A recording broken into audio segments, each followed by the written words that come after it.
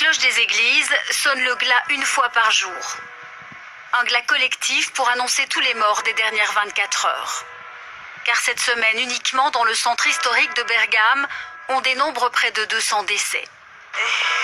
Cela ne s'explique pas. C'est la punition de Dieu. Dieu est fâché avec nous à cause de tout ce qu'il se passe dans le monde. Terrés chez eux, les 120 000 habitants de la ville affirment connaître tous au moins une victime du virus. Vous avez perdu des amis? Si. Beaucoup?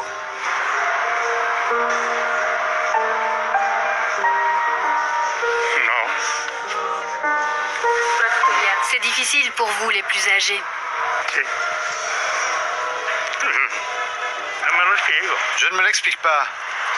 Même les scientifiques ne nous donnent aucune réponse pour le moment sur le nombre de morts.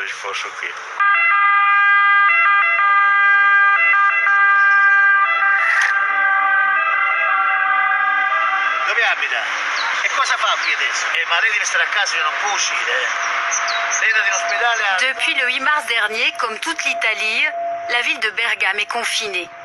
La police contrôle piétons et véhicules pour faire respecter les mesures du décret d'urgence décidé par le gouvernement. Sortie autorisée pour travailler, raison de santé et nécessité urgente, la sanction peut aller jusqu'à 3 mois de prison pour ceux qui ne respectent pas la règle. Questo è quello della signora. La signora mi deve compilare dove è nata e la giustificazione perché sta uscendo. Selon la police, les infractions sont plutôt rares, mais les contrôles plus stricts vu la situation de crise dans la ville. No, non è sempre tutto chiaro. Tout n'est pas toujours clair, on doit savoir s'ils nous disent la vérité ou s'ils cherchent des stratagèmes pour sortir de chez eux. Dalla loro residenza. Pour convaincre les habitants à rester chez eux, la lecture du journal local reste le meilleur argument.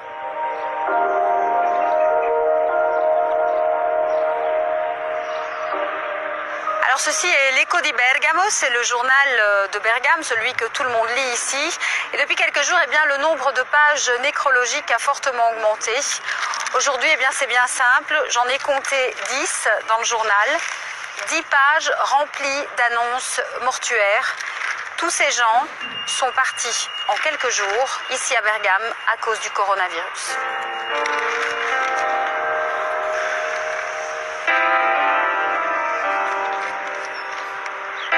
Le maire de Bergame doit tout organiser pour sauver les vivants, mais aussi s'occuper de faire reposer les morts. Nous avons dû ouvrir l'église du cimetière et la chambre mortuaire pour mettre les cercueils et les corps des personnes qui étaient trop nombreux dans les morgues des hôpitaux. Car le nombre de morts est vraiment énorme et probablement encore plus élevé que le chiffre officiel. Un employé des pompes funèbres a rendu public ces terribles images. Des dizaines et des dizaines de cercueils déposés dans le temple de tous les saints. Une image qui n'en finit pas. La strage,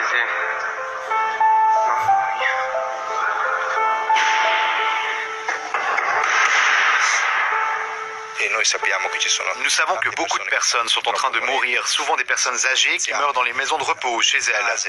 Ces gens meurent sans que personne ne soit venu leur faire un test de dépistage et dire officiellement s'ils étaient porteurs. Mais manifestement, les symptômes sont toujours ceux du virus. Au cimetière monumental de Bergame, les corbillards font la file devant les grilles. Ces derniers jours, les employés du cimetière ont enterré un cercueil toutes les 30 minutes. Ce sont les pompes funèbres qui s'occupent des formalités. Les familles ne peuvent pas être présentes. Les autorités interdisent la présence des parents aux funérailles. Nous faisons un transport direct du lieu où ils meurent jusqu'au cimetière et basta. Pas de messe de funérailles, des obsèques en catimini sans prêtre. Un drame pour les enfants des défunts. On ne peut rien faire, ils ne nous laissent rien faire.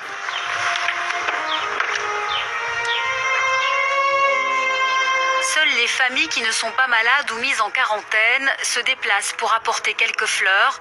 C'est le cas de cette dame qui a perdu son père. Les morts du Covid-19 n'ont pas droit aux adieux. Il y a énormément de décès dans les maisons car les ambulances ne réussissent plus à apporter tous les malades dans les hôpitaux et donc ils meurent chez eux. Et cela devient pour nous très compliqué car nous devons aller chercher un corps qui est positif au coronavirus dans un appartement et donc il a contaminé les lieux et nous devons entrer avec des protections. Si ce sont des morts Covid, nous ne les habillons pas, on les prend comme ils sont et on les met dans la caisse et rien d'autre. Le personnel des pompes funèbres a peur d'être contaminé.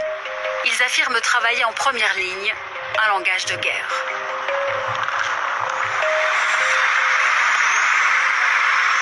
Débordée par tous ces morts, la ville l'a d'ailleurs appelée l'armée à l'aide. Un recours aux grands moyens, comme en temps de guerre. Mercredi soir, un convoi militaire a donc emporté 65 cercueils pour les transporter vers d'autres villes du nord de l'Italie, où les corps seront incinérés. Car le crématorium de Bergame ne suffit plus. Le convoi est parti discrètement par respect pour les morts. Filmé par un habitant, il montre l'ampleur de la tragédie. Mais depuis, l'opération de transport des corps est quotidienne.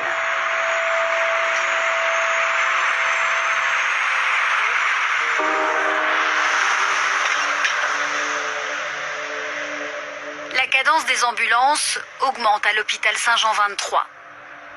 Revêtus de leur tenue de protection, les habitants les surnomment les fantômes. Ces infirmiers héros qui sont parfois malheureusement aussi annonciateurs de mort. Ici, personne ne souhaite les voir arriver. Flambant neuf, l'hôpital compte 1000 lits, 500 sont occupés par les patients Covid-19. Sur la façade, un immense dessin remercie le personnel soignant. C'est vraiment un beau dessin, ça signifie beaucoup. Ça signifie tout en ce moment, car en fin de compte, nous sommes entre leurs mains. Mais depuis que toute la direction sanitaire est positive au Covid-19, l'hôpital refuse l'entrée aux journalistes. 30% du personnel soignant sont touchés, certains en réanimation, d'autres décédés. L'hôpital ne tiendra pas à ce rythme, affirme le docteur Dantiga qui nous répond par Skype. Heureusement, jusqu'à présent, nous n'avons pas encore vraiment dû choisir entre les patients et laisser sans soin ceux qui, en temps normaux, auraient été réanimés. Mais cela arrivera si les patients continuent à augmenter. Le choix devient inévitable. La structure atteint clairement ses limites. Les réservoirs d'oxygène sont vides, un système extérieur a dû être installé en urgence. Le corps médical ne s'explique pas cette mortalité élevée. Mais non loin de là, à l'Institut Mario Negri, le professeur Giuseppe Remuzzi estime que le nombre de morts augmentera encore jusqu'à la mi-avril. Ils meurent beaucoup pour deux raisons. D'abord parce qu'il y a un entassement dans les hôpitaux, il y a trop de demandes. Peu importe quel hôpital, même le mieux organisé, il peut absorber 10, 15, maximum 20 patients graves par jour. Mais quand ce sont 50 personnes chaque jour qui ont besoin de thérapie intensive, plus personne ne peut suivre. La seconde raison, c'est que l'hôpital est connu comme une source de contagion. Beaucoup décident de rester à la maison et quand arrive le moment où ils doivent partir à l'hôpital, la maladie est déjà trop avancée. À Bergame, tout le monde pointe du doigt la vallée voisine. Alzano Lombardo et Nembro, deux communes de 13 000 habitants, siègent de nombreuses industries qui font la richesse de la région. Nous nous y rendons, tout le monde nous dit d'être prudent. Cet endroit a le taux de contagion le plus élevé d'Italie. L'épidémie serait née dans le service d'urgence le 25 janvier dernier. Un cas de pneumonie, personne n'a pensé au coronavirus. Tous ceux qui sont passés ici ont été contaminés. C'est le cas de la famille de Roberto, son oncle et